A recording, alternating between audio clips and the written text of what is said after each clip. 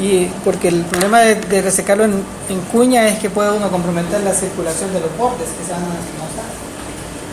Pero por eso que ahí en el programa está, pero como en unas 3 o 4 clases vamos a ver lo de que es anatomía intestinal, y de ahí la siguiente es el taller. Yo voy a traer un material que se parece bastante al intestino para que practiquemos las suturas. Ustedes tienen que ir consiguiendo cada uno una pinza, un portagujas, una pinza de disección sin garra, un cálculo crónico intestinal 3 ceros y una saga intestinal 3 ceros. Cada uno sí, cada uno, porque cada uno va a tener su equipito para que practiquen la sutura. Y podemos practicar otras suturas también, porque con ese se puede, es una esponja delgadita y que se le aplica una capa con spray, con pintura de spray en un lado, entonces esa simula, puede ser la mucosa o la piel, como bien.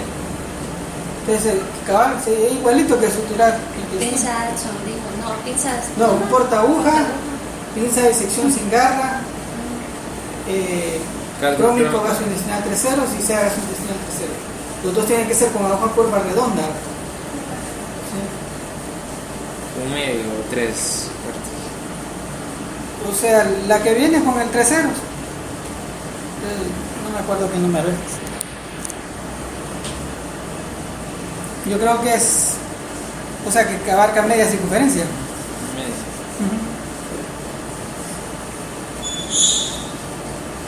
Nunca Roma o cortar. O sea, es la que es redonda, ¿no? La Roma. Tiene La triangular. traumática, Sí, porque para intestinal no se puede usar la cortante de Carrasco. Mira, que me gustan son las que para hacer los puntos en el hígado, que son bien grandes. Sí. Sutura hepática. Esa la usas en vaso también cuando estás queriendo reconstruir riñón también. Aunque a veces los urólogos aquí. Mire, y eso que el doctor Ana de Paz, que para mí es el tema respeto de todo, ¿verdad? Porque para mí es bueno. Lo que le iba a preguntar es... Pero cuando está muy destrozado no le gusta estarse matando. Reconstruir una abuela en el trauma esplénico pegan los injertos de vaso en el aumento. Cuando se hacen macerados, o sea, se hacen los cortes. Se hacen cortecitos que tienen que ser de menos de 1 milímetro de grosor. Y se envuelven en la bolsa mental. Como el aumento de por sí es una bolsa, cae y regresa. Y ahí le das unos puntitos para que queden atrapados en medio. Y sí, se incorporan bastante bien. No sé si empezamos, esperamos. El doctor Molina está en cirugía, una total de cadera. Así que solo Chafoya que no sé qué. Sí que estaba sangrando, pero... ¿Por qué decían que Chafoya es bien dormilón? Que no es que es dormilón, que nunca ha dormido. Sí, no, sí, como le decía a las mujeres les toca más pesado, porque a ellas les cuesta el doble que a nosotros el esfuerzo místico que hay que hacer. Sí. Pues sí, mira, pero es que estaba sangrando. No, pero es que no estaba sangrando. Ya los apósitos ya estaban secos de la parte de abajo. Y la cosa está que él solo pasó acostado entonces. Dice que se sentó 2 veces. Ay, todavía le dijimos, no se tiene que estar sentado en decúbito dorsal, ni acostado en decúbito dorsal. Eso ha de haber sido si todavía le habíamos dicho que la parte de abajo no se podía. Y le salió bastante sangre. ¿Lo drenara? No, lo que pasa es que traía el apósito así. Lleno, pues. 100%. Lleno, pues sí. Ya se lo habían cambiado 2 veces en la mañana.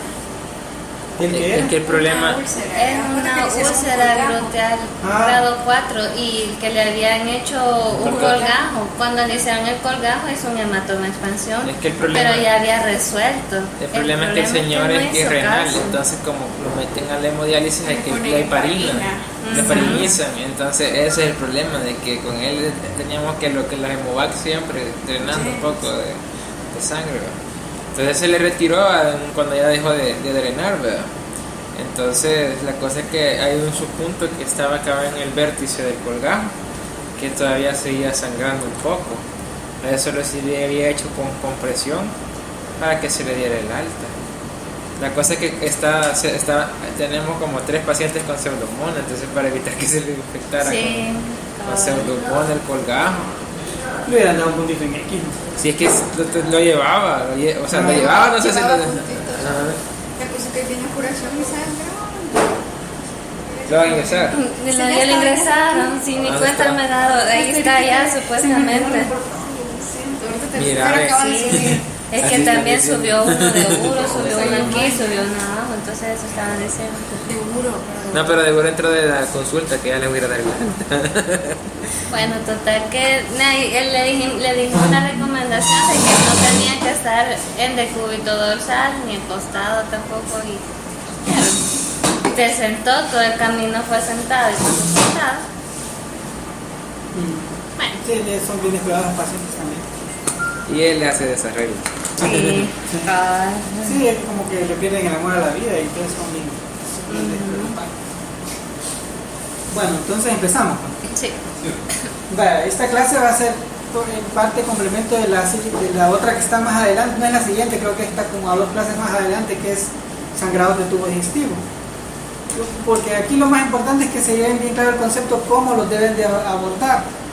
Porque como vamos a ver, pues por ejemplo, si ustedes no saben de dónde es el origen, lo primero es pensar en una úlcera duodenal, es por orden de frecuencia. De ahí serían úlceras gástricas. Ya después pensar en sangrados del intestino inferior, pero desde luego que al examinar la clínica pues lo va orientando, pues. Porque a veces con solo ponerlo en la zona nasogástrica a un paciente, si no sale contenido sanguinolento del estómago, es bien improbable que sea un sangramiento del tubo digestivo superior. Y son cosas así bien prácticas que pueden orientar. El gran problema es cuando son cosas raras como sangrados del intestino delgado, que inclusive ahí para poder ubicar a dónde está el sangrado y ir a hacer la resección justa de donde está sangrando es bastante complicado. La técnica quirúrgica requiere bastante paciencia y aparte los estudios que a veces no dan la luz que uno esperaría. Pero ahora nos vamos a enfocar solo en lo que es úlcera gástrica y duodenal, como las patologías más frecuentes con las que vamos a lidiar todos los días. Pasamos a la siguiente. Acuérdense del sitio web, como les digo, traten de ir estudiando con tiempo. No lo voy a dejar todo para el final porque no van a ir mal, se lo digo porque todos los años se repite la misma historia. Y para el compañero que acaba de llegar, como dentro de unas 3 o 4 clases creo que viene lo que es anastomosis intestinal y después viene un taller. Entonces para ese taller hay que traer un cortaújas, una pinza de sección sin garra, un crómico gastrointestinal 3 ceros y una seda gastrointestinal 3 ceros. Ya, cada uno traiga uno, si pueden traer más y no mejor, pero por lo menos esos 2. Entonces en la úlcera, acuérdense que en realidad esta patología tiene dos aspectos diferentes, ¿verdad? Están las úlceras que es por disminución de la barrera de defensa y las úlceras que es por sobreproducción de ácido. Cada una tiene sus características clínicas y su modo de presentación propio, ¿verdad? Pero algo es decir, no se deben confundir porque el manejo es diferente en cada patología. Por ejemplo, en las úlceras de estrés, que esas las vamos a ver en pacientes politraumatizados, con insuficiencia renal, insuficiencia respiratoria, pacientes que pasan en la UCI un montón de días, ahí lo que sucede es que hay vasoconstricción de las arterias de la mucosa gástrica. Y es más, cuando ustedes le ponen sondas nasogástricas a los pacientes por la razón que sea, empiezan a ver que por la sonda empiezan a salir como pedazos de tejidos, toda la mucosa gástrica que se está facelando. Entonces ahí es por isquemia. Ahí las úlceras no es por el ácido que forman, sino que es por isquemia de la mucosa que hace que los pedazos de mucosa se vayan desprendiendo. Y son úlceras así, que casi siempre generalizadas ahí, que cabal solo la pura mucosa se ha desprendido, que están como que estuviera toda picoteada la mucosa gástrica, y hay un sangramiento en capas. Por eso es que muchos de los pacientes que están en UCI, por ejemplo, o pacientes que han sido sometidos a cirugías grandes, politraumatizados, etcétera, siempre les pasan Malox por la zona nasogástrica para prevenir esto, pero es solo como protector de la mucosa, porque la mucosa ella solita empieza a recelar por falta de oxígeno, por isquemia. Y eso se lo menciono porque vamos a ver aquí que dentro de los mecanismos de defensa de la barrera intestinal de la mucosa está el oxígeno, la circulación, que a eso es lo que se refiere, que es lo que sucede en los casos de las úlceras por estrés. Pero en general, cuando hablamos de úlcera péptica, como el mismo nombre lo dice, tiene que ver con pepsina y con ácido clorhídrico, hiperproducción de ácido clorhídrico y pepsina. Esos son los dos agresores que producen las úlceras pépticas y que dan los cuadros bien característicos del dolor urgente y como que fuera puñalada del paciente. Alguna literatura más o menos trata de diferenciar el cuadro clínico de la úlcera duodenal de la gástrica, pero yo les diría que en la práctica eso no funciona. Lo que mencionan de que la úlcera queda después de comer y que se alivia con ingesta y que se despierta en la madrugada, es decir, yo, bueno, en mi experiencia pues no he visto que en realidad sea tan categórico como lo ponen los libros. Hay úlceras gástricas que dan esa sintomatología y hay úlceras duodenales que también dan esa sintomatología. Entonces, más tal vez hay que enfocarlo a la edad del paciente joven o hasta por los 40 años, casi siempre son úlceras duodenales, ¿verdad? Y ya pacientes mayores de 40 años, 50 años, esas son úlceras gástricas, casi siempre. Ahora, ¿cuál es el problema? Que las úlceras gástricas casi se consideran actualmente una lesión premaligna del cáncer gástrico. Y antes había el protocolo de que la úlcera gástrica se le da tratamiento por 3 meses, no sé si todavía lo estamos usando aquí, pero después de que eso debería estar abandonado, se le daba tratamiento a la úlcera gástrica por 3 meses y si no sanaba, entonces ya se veía que se hacía. Pero ahora, pues obviamente, si tenemos endoscopía, toda úlcera gástrica hay que biopsiarla. Aunque parezca bonita o parezca fea, hay que biopsiarla porque las úlceras gástricas casi es lesión premaligna. Sí. No hay problema. No, ahí está bueno, la sala mata todo, ya ves. Entonces, los factores condicionantes, los factores de riesgo. Acordémonos que íbamos a manejar factores de riesgo, todo aquello que predispone a, y factores pronósticos son los que dan el pronóstico del paciente, que tantas posibilidades tiene de salir bien o mal el paciente. Entonces, en factores de riesgo, digamos, o aquí lo menciona como factores condicionantes: estrés, tabaquismo, el uso de corticoides, antiinflamatorios no esteroidales y el Helicobacter pylori también, ¿verdad? Que más o menos un 2% de los pacientes que tienen Helicobacter pylori, y eso nos incluye a todos, porque yo creo que todos los que estamos aquí tenemos que tener esa infección por el Helicobacter pylori. Si han tomado agua de un chorro alguna vez, todos tienen. Ya lo tienen. Acuérdense que esa bacteria primero se contamina la boca y lo que hace es que meterse debajo de la mucosa. Ahí empieza a reproducirse, empieza a poblar todo debajo de la mucosa y empieza a poblar hacia abajo.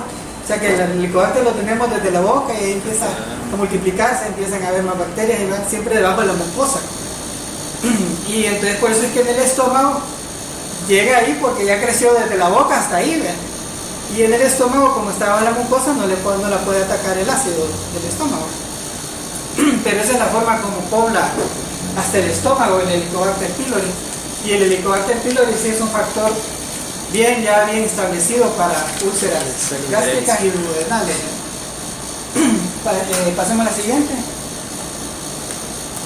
El Psoriasis de Erickson, pues, que aumenta la producción del ácido de la pepsina por el gastrinoma. Y aquí tenemos toda la gran variedad, pero yo siento que verlas así en conjunto es como confundir un poco, porque como les digo, las úlceras por estrés es otra fisiopatología diferente. Ahí no es ácido, sino que es isquemia de las mucosas.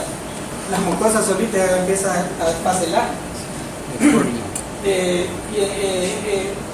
Hay otros factores como los esteroides, como en el síndrome de Cushing, o agresiones virales, uso de drogas, que sí también debilitan los factores de defensa de la mucosa, porque como vamos a ver hay dos barreras de defensa, o tres se podrían considerar. La primera siempre es el moco que produce produce también bicarbonato, para contrarrestar un poco la acción del ácido. Pero después ya vienen otros, como vamos a ver, otros niveles a donde medicamentos, exceso de esteroides, drogas, etcétera, pueden producir daño a ese nivel. Pero lo que sucede es que ahí se debilitan las barreras y entonces el ácido que normalmente se produce termina causando daño. La radiación, lo que pasa con la radiación es que la radiación, todas las mucosas son bien sensibles a la radioterapia, ¿verdad? Como son tejidos que están bien irrigados, y acuérdense que la radiación para poder actuar necesita moléculas de oxígeno, ¿verdad? Lo que hace la radiación es que choca con las moléculas de oxígeno, que casi siempre son 3 átomos de oxígeno los que están unidos, y se rompen. Entonces quedan radicales libres de oxígeno que van a pegarse a los primeros que encuentran ahí, ¿verdad? Si hay suficientes antioxidantes, pues no se tocan con los antioxidantes y los queman. ¿Qué es lo que hace el oxígeno? Es una molécula tan fuerte que se adhiere y rompe lo que sea que encuentre. Los antioxidantes lo único que hacen es eso, servir de ponerse de barrera entre el ADN, digamos, de las células y el oxígeno, ¿verdad? Y por eso es que ahora el gran misterio que el cerebro se cree que ha de producir una cantidad enorme de antioxidantes, porque ahí se genera un montón en el funcionamiento normal del cerebro se genera un montón de radicales de oxígeno. Entonces no se sabe cómo es que se nos quema el cerebro a las personas. Pero si llega al ADN, pues lo rompe. Y entonces esa es la forma en que actúa. Entonces áreas que están muy irrigadas como las mucosas, por eso es que también se puede dar cistitis por radiación, proctitis también por radiación. Y como vamos a ver, ya vamos a ver cada patología de manera independiente para que la reconozcamos. Pasemos a la siguiente, por favor. Y aquí lo que les mencionaba, están los mecanismos de defensa, aquí están los factores exógenos que pueden debilitar estos mecanismos, los factores agresores que siempre son el ácido y la pepsina, la bilis también, ¿verdad? La bilis funciona como un detergente, que hace una función detergente que debilita la mucosa. Entonces la primera línea de defensa está el moco y el bicarbonato producido por las mismas células, y en la segunda línea de defensa pues está la barrera apical, que es, no sé, lástima que se cambie, no se los traigo, pero si ustedes recuerdan cómo es la forma de la glándula, en las primeras porciones están células que se encargan de proteger ahí la mucosa, la expulsión de los hidrogeniones. Hay todo un mecanismo por el cual cualquier hidrogenión que penetre a la célula lo vuelven a sacar para afuera, y los antioxidantes también actúan ahí. Y por último está la tercera línea de defensa, que es lo que les decía, el núcleo sanguíneo de la mucosa, que es lo que más tiene que ver en lo que es úlceras por estrés. Que como les digo, las úlceras por estrés se manejan diferente, no se manejan como cualquier úlcera péptica. Pasamos a la siguiente. Aquí solo para recordar cómo estas tres sustancias, ¿verdad? La acetilcolina, la gastrina, la histamina, que todas estas pueden promover la mayor producción de ácido clorhídrico. La célula lo que hace es que saca cationes de hidrógeno y saca iones negativos de cloro, ¿verdad? Y estos ya afuera se unen y dan origen. O sea que el ácido se ensambla hasta que está afuera. Dentro de la célula no está en esa forma, sino que se forma por la expulsión de los hidrogeniones y el cloro, ¿bien? Y por medio de esta bomba, esta misma es la que también, si llega a haber una retrodifusión de un hidrogenión de hidrógeno, lo vuelve a sacar nuevamente para que no cause daño dentro de la misma célula. Y luego pues están las prostaglandinas y la somatostatina, que pueden inhibir el efecto de estas sustancias sobre las células de la mucosa. Pasemos a la siguiente. Acordémonos de las tres fases de la digestión, ¿verdad? la fase cefálica, que está mediada por el nervio vago, que desde que la gente llama la comida ya empieza a preparar el estómago. La fase cefálica. Esta es la que les da de trabajar muy bien a ustedes ahorita. Solo ahí se queda. Solo ahí. Y hasta ahí se queda. Acuérdense, y no se lo digo por decir, por estarlo molestando, pero ahorita pueden comer lo que quieran, porque todas las calorías las van a quemar y ya está de más quizás, ¿verdad? Pero ya de los 30 en adelante acuérdense de empezar a bajarle a la cuota, porque miren, no sé si conocen a la doctora doctora Santa María, la otorrino. No. Era famosa por su cuerpo, era bien bonita, tenía una silueta de sirena, y ahora está así, pobrecita. Yo creo que hasta cuando me ve se la cara porque le da pena, pero una engordada, pero irreconocible completamente. Ustedes se acordaron, pues la fase cefálica, acordémonos que los nervios vagos, el izquierdo y el derecho, si vienen a ese nivel, ya a nivel de estómago, el izquierdo se va a volver anterior, chaval, y el derecho se vuelve posterior. Eso sirve para poder hacer los diferentes tipos de vagotomía, como vamos a ver. Y luego ya cuando ingresan los alimentos viene la fase gástrica de la digestión, que ya por distensión del antro se empieza a promover la secreción del ácido clorhídrico. También como se alcaliniza el medio cuando llegan los alimentos, eso también es un estímulo para que se produzca la producción de ácido clorhídrico. Se produce la estimulación por medio de gastrina, ¿verdad? Y por último pues viene la fase intestinal, que es cuando ya las partículas ya digeridas parcialmente, pues ya disminuidas de tamaño, ya pasan al intestino y ahí ya median otra serie de sustancias para poder continuar la digestión y la producción de las SKPZ y todas las sustancias que estimulan la secreción de enzimas pancreáticas, etc. Acuérdense que en la úlcera gástrica se ha descubierto que tiene mucho que ver el reflujo del duodeno hacia el estómago, un reflujo biliar, porque se cree que también la bilis tiene que ver en debilitar esa barrera de la mucosa para producir las úlceras gástricas.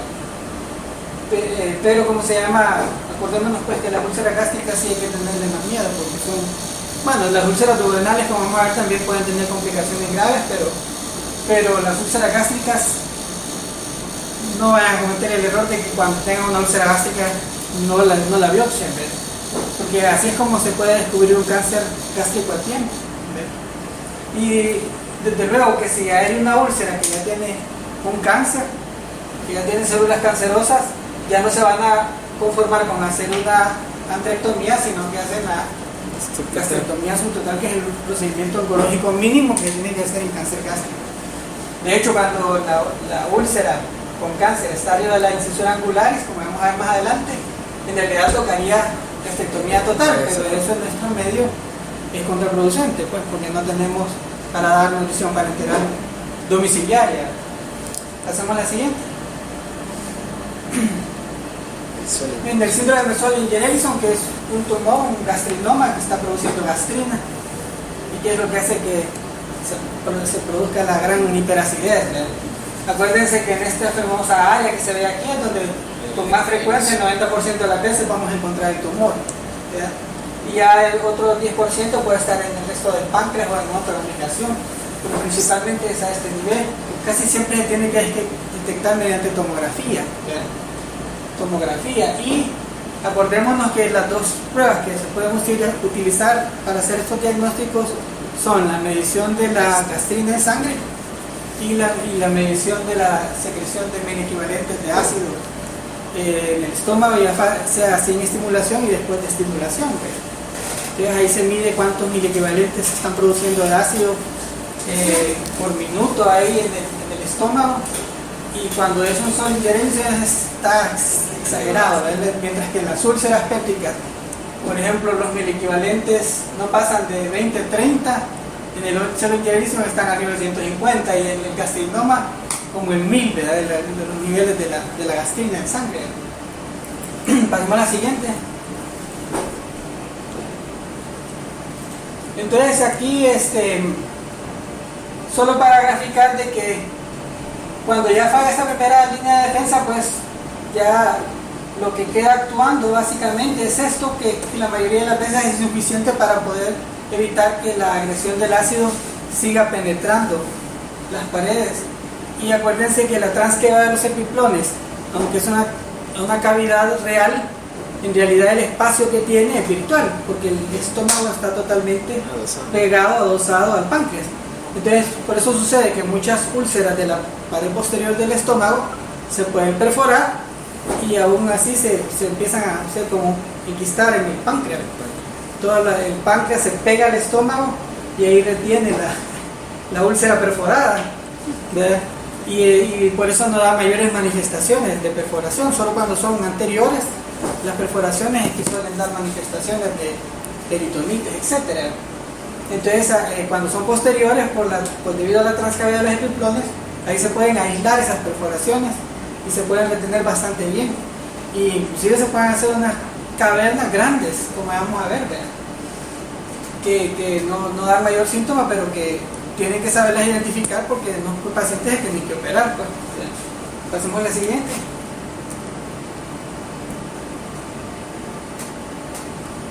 Y finalmente, pues lo que hace la mucosa es que cae en un círculo vicioso, en donde primero la mucosa trata de regenerar, pero si no lo logra, entonces se forma tejido de granulación. Y luego sobre el tejido de granulación trata de crecer otra vez la mucosa, pero si no, pues se sigue formando tejido de granulación y así se llena todo el fondo de la úlcera con tejido de granulación.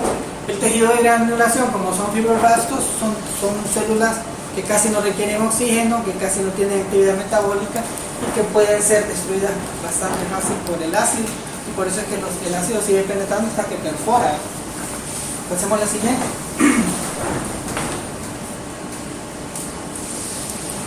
Aquí lo importante de esta clasificación es que acordémonos que cuando son úlceras gástricas, ¿cómo se llama? De la incisura angular para arriba, casi siempre ahí se relaciona más con la gastritis sin secreción de ácido, o sea, con acloridria. Las que van que están más cerca del fondo gástrico, esas casi siempre no se vinculan con problemas de hiperacidez, sino que más bien con problemas de acloridria. En cambio, cuando ya hay úlceras duodenales, o inclusive combinada con una gástrica, o a nivel del antro gástrico, esas sí tienen que ver con producción de ácido, con agresión por ácido. Pasamos a la siguiente.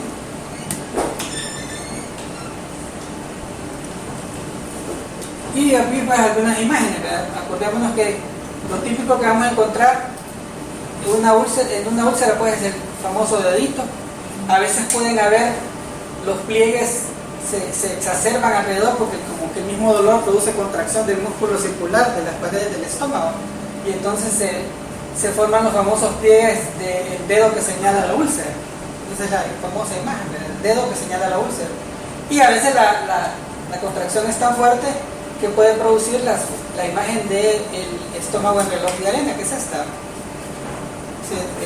Ahí a ese nivel está como contraído el estómago y se ve así como si fuera un reloj de arena. Bueno, no tanto, pero ahí se ve más o menos. Pasamos a la siguiente. Estas son las úlceras perforadas en la pared posterior. Ahí como se avisan también y el páncreas se pega y empieza a hacer como un nicho ahí para toda la úlcera perforada, se pueden hacer unas cavitaciones bastante grandes, y es cuando vemos este famoso nicho ulceroso de Hautec, en donde está perforado y hay un hoyo ahí hacia el páncreas, y cuando se echa el medio contraste se ven dos niveles, el nivel del medio contraste y el nivel de la secreción gástrica. Eso es típico de una úlcera de pared posterior perforada, que como les digo, a veces no da mayor, solo dolor tal vez. A veces cuando sí hay bastante inflamación del páncreas, el dolor se irradia a espalda. Eso también es un signo que debe advertir de que se ha perforado hacia el páncreas. y en ese caso no pudiera haber signos de peritonismo, o sea, por caer aunque sea en la cavidad de las ciclones. ¿De qué? ¿De peritonitis? Ajá. Peritonitis. Ajá. ¿Qué es el problema? Que como esto es un proceso lento, la reacción inflamatoria va haciendo que los tejidos del páncreas, todo el aspecto anterior del páncreas se va pegando, se va haciendo como fibrosis alrededor, y entonces se va deteniendo ahí, se va aislando la perforación. Entonces por eso no da, solo a veces queda ese dolor en la espalda, que sí es un dolor bien agudo, igual que en una pancreatitis. Pero, es decir, tiene que tener en mente esto, porque cuando vemos una imagen así sugestiva de eso, es que hay una perforación en la pared posterior. No sé si es clara tu pregunta. Sí, sí. Bueno, sigamos con la otra. Y estas son casi siempre cuando son anteriores o posteriores, pues se ve el ovalito de la úlcera, ¿verdad? Y se pueden ver cómo los pliegues están bien exacerbados en forma de estrella. Se llaman pliegues en forma de estrella que confluyen en la úlcera, porque como les digo, el dolor y la inflamación y la irritación que se produce hace que el músculo circular se contraiga, entonces por eso se forman, se hacen más pronunciados los pliegues hacia el nicho de la úlcera. Son imágenes bien típicas. Hacemos la siguiente. A veces también la contracción está fuerte, que esa sí no la tengo aquí, pero se hace una imagen del estómago enrollado en caracol. No sé si usted alguna vez se ve así el estómago como fuera, casi como si fuera un caracol, todo enrollado. Y a veces pues que hay nichos ulcerosos que son planos, así, que solo se ven los bordes, pero hay un nicho ulceroso así plano, no típicamente así metido como que fuera un dedito, sino que es un nicho ulceroso plano en los estadios más iniciales, digamos, de las úlceras. Y esto también, siempre el nicho ulceroso y los pliegues exacerbados alrededor. Casi siempre también se ve un pliegue que apunta, en este caso no, pues, pero hay uno que apunta cabal hacia la úlcera. El duodeno también es bien característico de eso. Pasemos a la siguiente. Y aquí está también, ¿ven?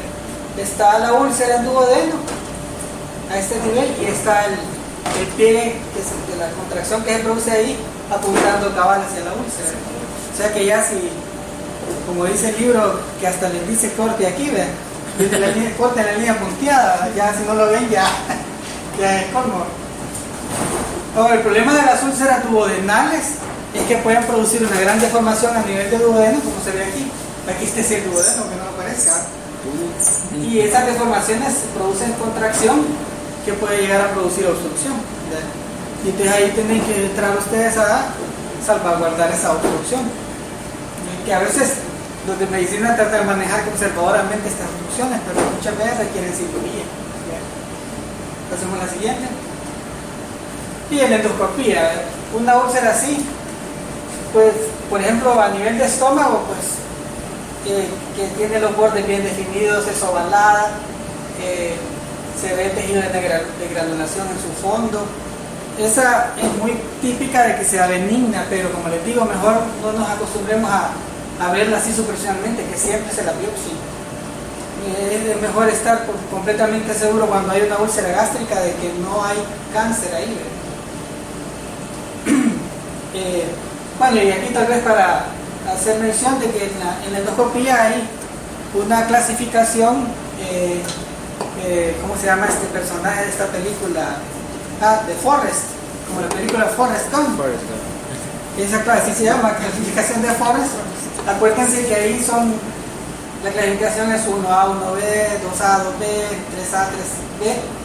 Acuérdense que ahí los primeros niveles es cuando quiere decir que tiene más propensión a resangrar o a sangrar. La 1A es que está sangrando.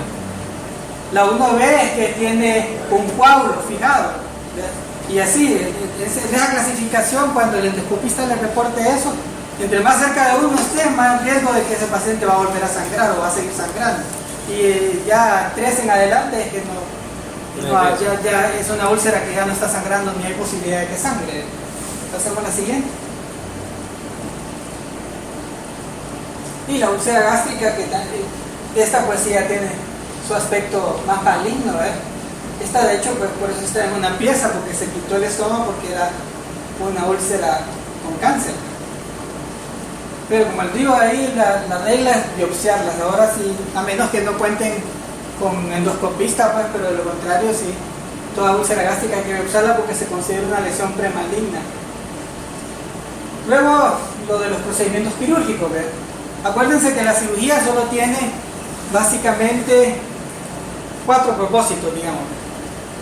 O manejar una úlcera intratable, que le han estado dando medicamentos los de medicina y siempre persiste la úlcera, el dolor y toda la sintomatología, o controlar una obstrucción, o controlar un sangrado, o controlar la perforación. Esas son las únicas indicaciones de cirugía, ¿verdad? Y casi siempre uno entra y tiene que resolver 2 de esas, ¿verdad? Porque por ejemplo si es una úlcera intratable, a veces o se tiene que hacer una resección de la parte que está afectada y además vagotomía para tratar de disminuir ahí la hipersecreción ácida, o si no por lo menos un procedimiento correctivo de la obstrucción y además algo para disminuir la hiperacidez. Aquí por ejemplo tenemos una úlcera perforada de duodeno en la parte anterior.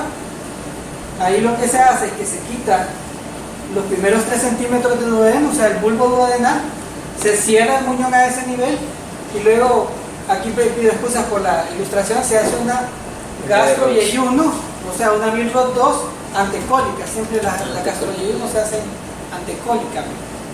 Ahí no sé por qué sale así, pero se supone que esto tiene que estar por delante del colon. Nada. Pues sí, no tiene sentido abrir el meso de colon para meter el intestino. Pero sí se pueden hacer retrocólicas también, pero casi siempre es mejor dejarlas antecólicas. Pasemos a la siguiente.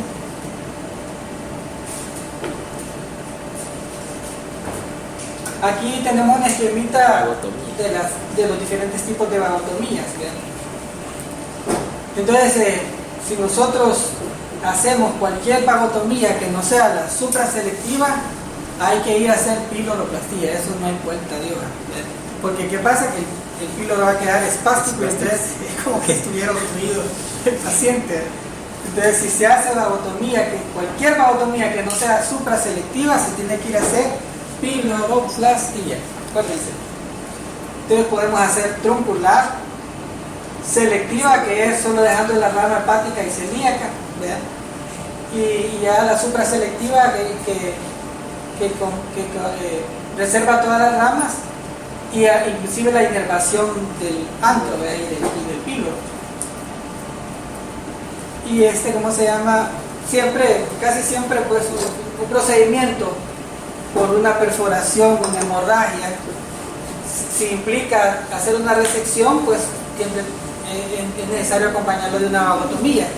Acuérdense que cuando se hacen secciones del vago o de los nervios vagos, se trata de quitar un segmento por lo menos de 1 milímetro del nervio, porque si solo lo cortan, eso es muy probable que vuelvan a descomposarte.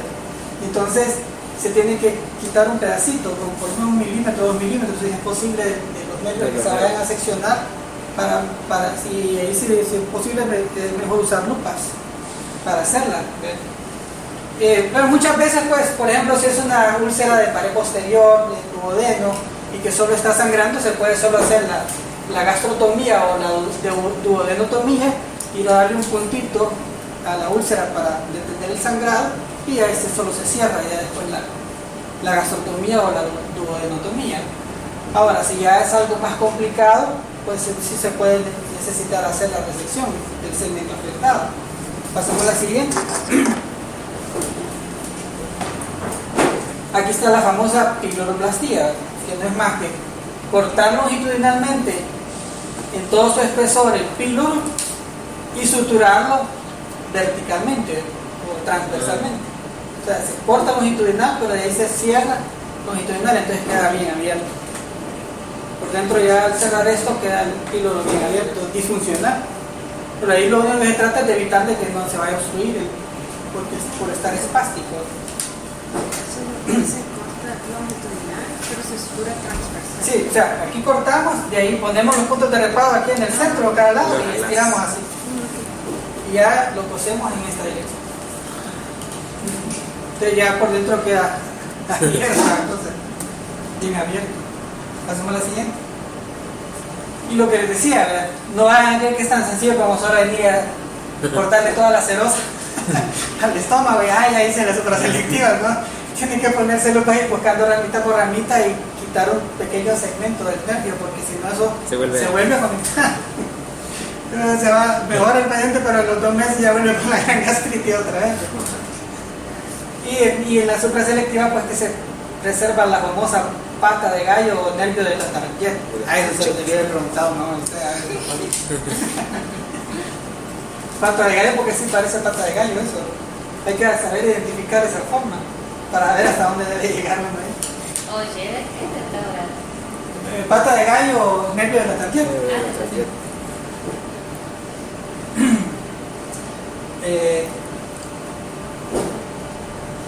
Luego, vaya, siempre que se hace una resección, digamos, de una úlcera de pared anterior, primero pues tienen que hacer lo suficientemente amplia para no dejar tejido inflamado, para que la anastomosis sí pegue, porque no se le va a ir. Y luego otra cosa que es bien saludable es que cada vez que ya en los puntos del Lemberg, que ya lo vamos a ver, dejen las sedas bien largas, porque después solo agarran un poco de piplón, lo jalan hacia ahí y con los mismos, ese hilo sobrante solo lo anudan encima para hacer el famoso parche de piplón, ¿verdad? Que se sirve para que si les falla algún puntito ahí, el de piplón termine de sellar, ¿verdad? Eso es saludable. Acuérdense que esto también se le llama epipoplastía, ¿verdad? ¿Por qué le gusta poner nombres raros? No sé, pero también a eso se le llama epiploplastía. Epiploplastía, así se llama. Eso es eso, se dejan los cabos de sutura largos de la última capa, ¿verdad? Siempre traten de hacer las anastomosis en 2 capas. Se puede hacer en una capa, pero ni los maestros más habilidosos de eso lo hacen. Mejor lo hacen siempre en 2 capas, es que es más seguro y saludable, pues. Y el problema es que una dehiscencia después, una dehiscencia ya no lo salvan, al paciente le puede morir. Y de ahí pues puede poner el parche de plum. Sobre todo con duodeno hay que tener mucho cuidado de hacer eso, porque sí puede salvaguardar la cirugía. De hecho, muchas veces esto sucede de forma natural. Se perfora la úlcera del acuedo duodenal y el epiplón es el que la sella. De hecho, por eso fue mi primer castigo a mí cuando estaba residente, porque hice un procedimiento de estos y ya lo había sellado el epiplón. Pero como dije, algo hay que hacerle, yo le hice bueno, no, ahí hice una piloroplastia de Finney, ya la vamos a ver, y le puse su parche de epiplón nuevamente, pero me regañaron porque ya de todas maneras ya lo había resuelto el mismo paciente. Pasemos a la siguiente. Y aquí está la famosa piloroplastia de Finney. Acuérdense que la de Finney y la de Havoley son 2 tipos de piloroplastías, así como la que vimos inicialmente, que es la piloroplastia normal. Esta también, esta de Finney, aunque en realidad es una gastro-duodeno-anastomosis, también se considera un tipo de piloroplastia.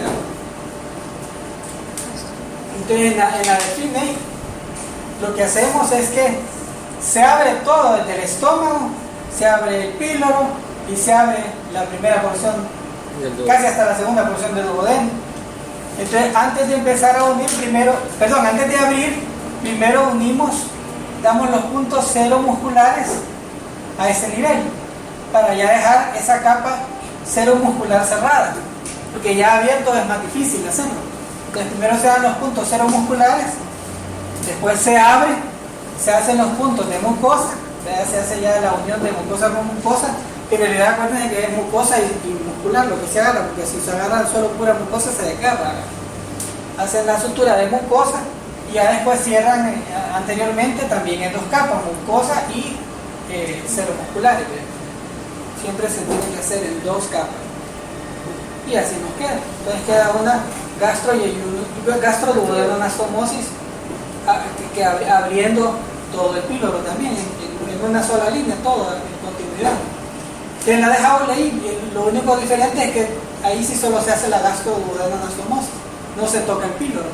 Entonces en la otra se usa cuando el píloro está totalmente ocluido, que está completamente cerrado. por fibrosis, por cicatrización. Pasemos a la siguiente.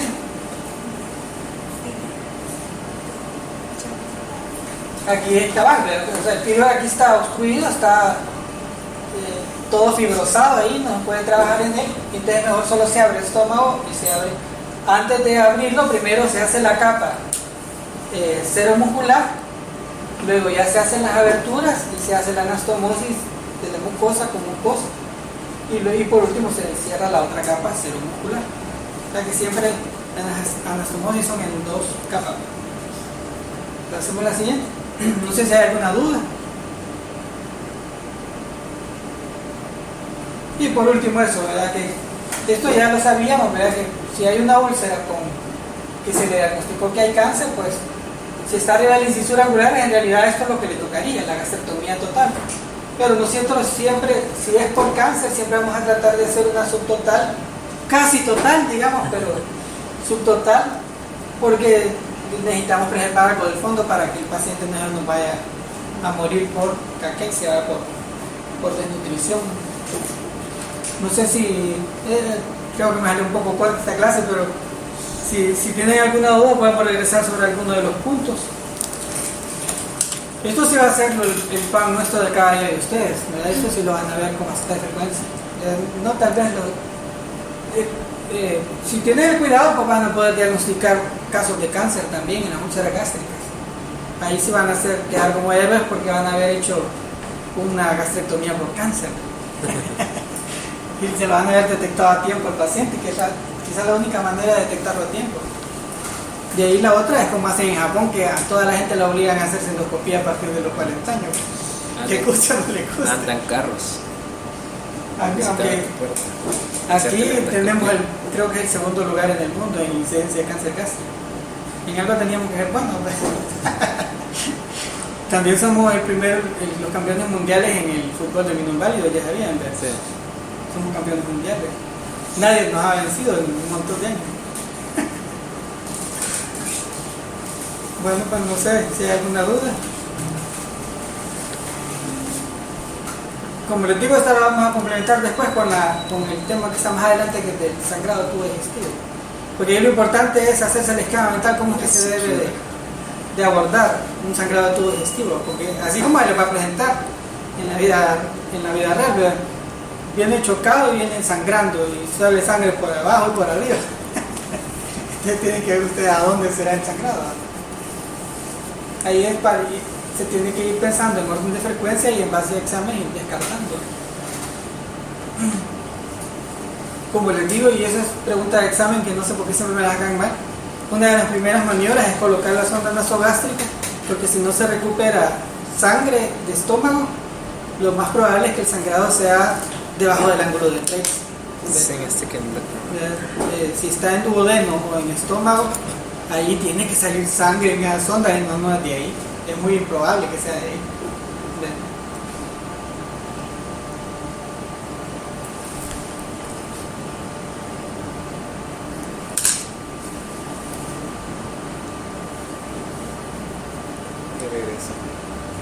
¿Tienes alguna duda de las técnicas? Lástima que en realidad las técnicas es mejor en vivo.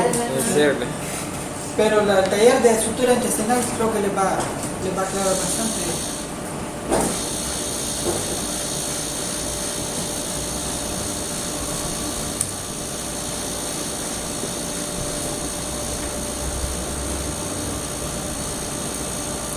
La clase está en esa sección donde dicen videos, ¿verdad? Sí, ahí está.